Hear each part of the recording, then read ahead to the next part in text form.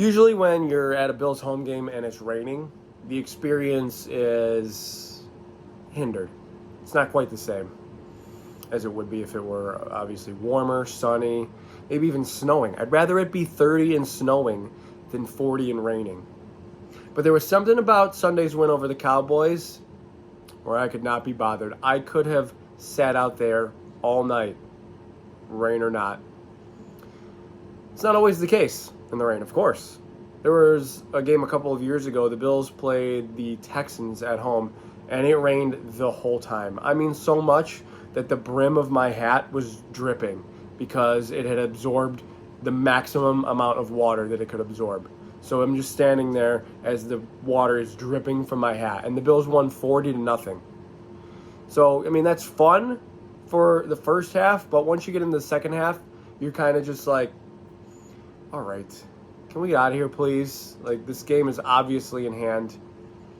Let's end this. But it was the Texans, who obviously weren't a very good team at the time. When you're doing it to a good team like the Cowboys, or a perceived good team like the Cowboys, it's different. There's obviously a little bit of rivalry there from the Super Bowl era. That probably pertains more to older fans, but for me, it was just like, I don't want to leave.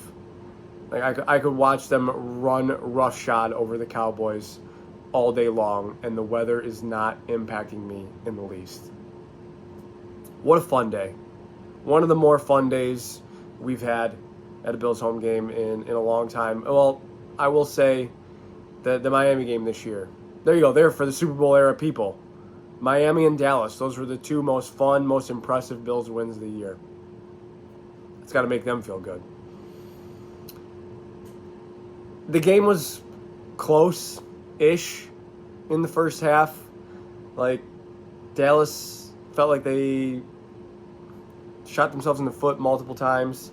If they block a punt, which to me, I don't understand how they don't. If they throw a challenge flag, which to me, I don't understand how they don't.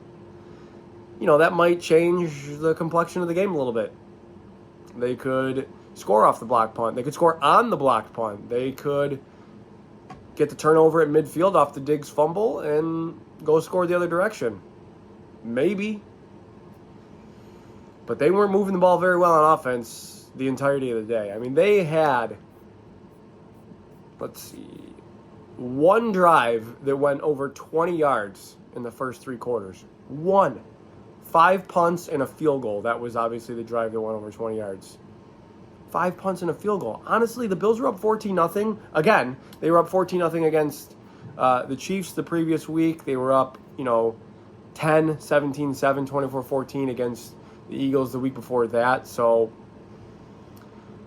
and those games came down to the wire. So even though the Bills were up 14, I'm still not super comfortable. But there was something about when Dallas kicked the field goal. And I don't blame them for kicking it. It was like 4th and 4.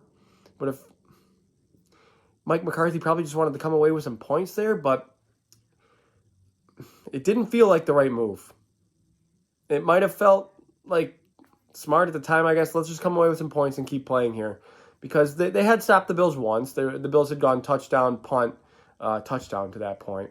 But, long drives, they're running it all over you. There's a 75-yard drive, then the 3-and-out with the punt that almost got blocked, and then an 86-yard touchdown. And you're going to kick the field goal? Be my guest. Kick field goals all you want. Even at 14-3, I was like, thank you. Because I don't think the Bills are done scoring here, and you're really just making it more difficult on yourself. You're trading, field goals for touchdowns from the Bills. And the Bills got the ball right back, 11 plays, 76 yards, touchdown. And Dallas was unable to score before the half. So it's 21-3 at half. And, you're feeling pretty confident. Like, the Bills are at home. They need to get this home. But Dallas is no slouch. But they were on Sunday. Like, complete slouches. Total no-shows. Second half, they went punt, pick. I mean, the game is over by the time the pick is thrown. It's 31-3 by the time Christian Benford gets the interception. Finally gets an interception for the Bills. The fact that there was only one by Dak Prescott is really impressive because, he could have thrown 5. Christian Benford could have had one, I believe, on the first Dallas drive.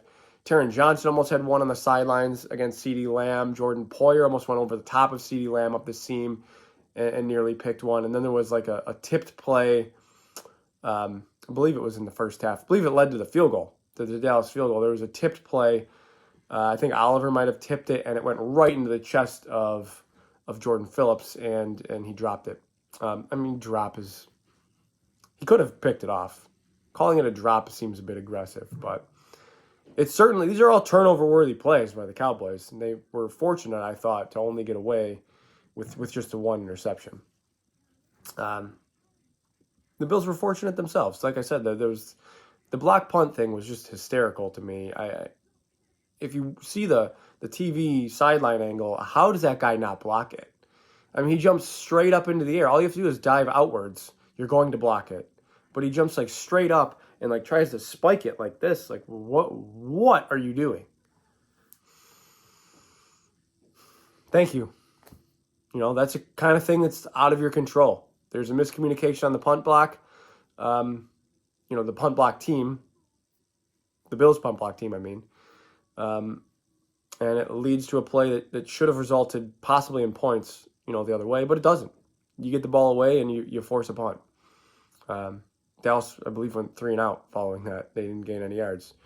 So it's just a completely dominating performance. I've gotten this far, and I haven't even mentioned the primary reason for the win, and that would be Jim Cook. Unbelievable. Good game plan by the Bills, by Joe Brady, by whoever drew that up to kind of just run right at the undersized linebackers. Marquise Bell, the Jonathan Hankins wasn't there in the middle at defensive tackle for the Cowboys. They exploited that. The Bills' offensive line was fantastic. And like you said, when you're running at 200 and 210 pound linebackers, the linemen are obviously going to have an advantage there. So James Cook, just continually made him pay for it. 221 total yards. Guy was unstoppable all day. Josh Allen basically had to do nothing. 7 of 15. There were some drops there as well, but 7 of 15 for 94 yards and the touchdown. He was sacked just once, and he really almost got out of it. I think he was certainly upset when the whistle was blown. Protection. The line has been really one of the stories all season long. Torrance looks like a great draft pick. Connor McGovern looks like an incredible signing. Spencer Brown has been a revelation. I think a lot of fans were worried about that position coming into the season, especially after some of the preseason performances, most notably Pittsburgh. I think a lot of fans were thinking about that. Other than that, he's been rock solid.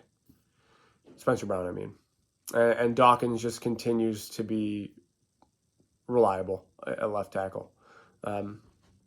Reliable has really been the theme. The line has been very good. It has led to good rushing performances. James Cook is now second in the league in rushing, behind only Christian McCaffrey, who, in my humble opinion, should probably be in the running for MVP. He is in the running for MVP. Those things typically go to quarterbacks, wins and perception and stuff. But giving it to Purdy over McCaffrey just doesn't feel right to me. As good as Purdy has been, McCaffrey has just been, unstoppable for them. And that's coming from a bit more of a fantasy football player. So, he's been obviously the most valuable fantasy football player. Anyway, enough about the Niners. If we have to talk about the Niners again, good things are happening for the Bills. And good things are happening for the Bills. While they didn't get tons of help on Saturday or Sunday in the other, around the league, the Steelers and the Colts, one of those teams had to lose. Fine. It was the Steelers that lost. I think I would have preferred the Colts because they have a bit easier of a schedule over the last 3 weeks of the season. But you knew one of them was going to lose. Denver did lose. There's never been a better time. Minnesota. An ad just popped up on here. Sorry. Where is this coming from? On every mile at the Hyundai Kona. There we go. Got it. That was so random. I have no idea if that's even going to be audible. But just super random. An ad pops up. I'm going to mute that really quick. Where was I? Oh, the Bills didn't get a ton of help from the other games. Like I said, Denver lost, the Colts lost, and then the Bengals. How did they escape that? But But they do. The Browns, how do they escape that on Sunday afternoon? But they do. The Texans, how do they escape that? But they do. Yeah, it's. Would you prefer those things go the other way? Sure, but I mean, there's 3 wild card spots. There's 3, so it's okay if Cleveland gets away with one of them. It really is. Like, or you would want to have. I guess. Well, how do I want to say this? If those other teams start losing, it gives the Bills a little bit longer of a leash. Because right now they have to win out, basically. Or they certainly have to win against the Chargers and the Patriots and get to 10-6 and then sort of see where they're at entering the final week of the regular season. And I think most of the fans aren't even really thinking about the wild card at this point. You're thinking about the division because it's very much in play. All Miami has to do is lose one of their next 2 games. Seriously, both doesn't matter. Because there are 2 games ahead of the Bills right now. If they lose both, it doesn't matter. Week 18 is still for the division. They'll both be 10-6 in the games for the division. If they lose just one, losing 1 and 2, I've said all that basically just to say that losing 1 and 2 is essentially the exact same thing. It doesn't matter. All you need them to do is lose 1 game, whether it's to Dallas this week or it's to Baltimore the week after that. It does not matter. You just need them to lose 1 and obviously the Bills to win out or to win the next 2. And that will lead to, a showdown in Week 18. But will probably get flexed to Sunday Night Football. I'm anything you've seen about that is a lie. They don't make the schedule until, usually like the Sunday night-ish game of Week 17. They'll say, hey, if, so-and-so wins, this is what we're going to do. But they usually release the schedule. And I anticipate that they'll do that again, maybe halftime of the Sunday night game. I would almost guarantee that the Bills won't be at 1 o'clock that day, though. Week 18, I mean. They will either be at 4. The NFL just usually reserves like the more meaningless games for 1 o'clock, or games that like can only decide like a 5 or a 6 seed. The division matchups, the number 1 seed matchups and stuff, those will be reserved for the 4 o'clock window, and of course Sunday Night Football. So I'm sure the Bills will be there. I think I touched on everything I wanted to touch on leading up to the Chargers game. And when it comes to the Chargers game, I mean, it shouldn't get simpler than this. It really shouldn't. In 2014, this is obviously anecdotal and having nothing to do with the current team, but in 2014, the Bills were, I believe they were 7-6. They had just come off a win against Green Bay, a home win against Green Bay, huge win against Green Bay. And they went to Oakland, that time the Oakland Raiders, who were 2-12, something like that. Maybe the Bills were 8-6. They were 8-6, yeah, just like they are now. They went to Oakland and lost to the 2-12 Raiders. Derek Carr, Amari Cooper, those ended up being pretty decent players, but they were 2-12. The Bills should have got it done. This is the Kyle Orton, Robert Woods, Sammy Watkins teams. And they blew it. And they were eliminated from the playoffs. Just like that. A loss this week does not necessarily end the Bills' playoff chances, but for all intents and purposes, it kind of does. The AFC is still, jam-packed. And I really like the Bills' odds, just because of their next, the perceived level of their next 2 opponents, despite the fact that they're in 9th. And according to NFL.com, a 64% chance to make the playoffs right now, which is, better than half. It means they're more likely to make it than they are not to. That's good. Yeah, I guess I don't really know where I was going with that. I just win, right? This is not a tough game. This is a Chargers team that's lost 5 out of their last 6. Their coaches just got fired. Sometimes that coach getting fired thing energizes the team a little bit, mostly if that guy is like totally hated within the locker room, which is certainly not going to rule out that possibility that Brandon Staley was hated by the players in the locker room and that they just, totally mailed it in last Thursday. They're down 42-0 to the Raiders at halftime and they lose 63-21. That's actually the most points the Chargers have scored since week 10. over the last 5 games, they're actually 1-4, but they're averaging like less than 13 points per game. And Justin Herbert has played all but one of those. He's not going to play Saturday night. Keenan Allen is not going to play Saturday night. I assume they're going to rotate the running backs as they did on Thursday against the Raiders. So I don't think you're going to get as much of Eckler. I think you'll see a lot more of guys like Isaiah Spiller and Josh Kelly.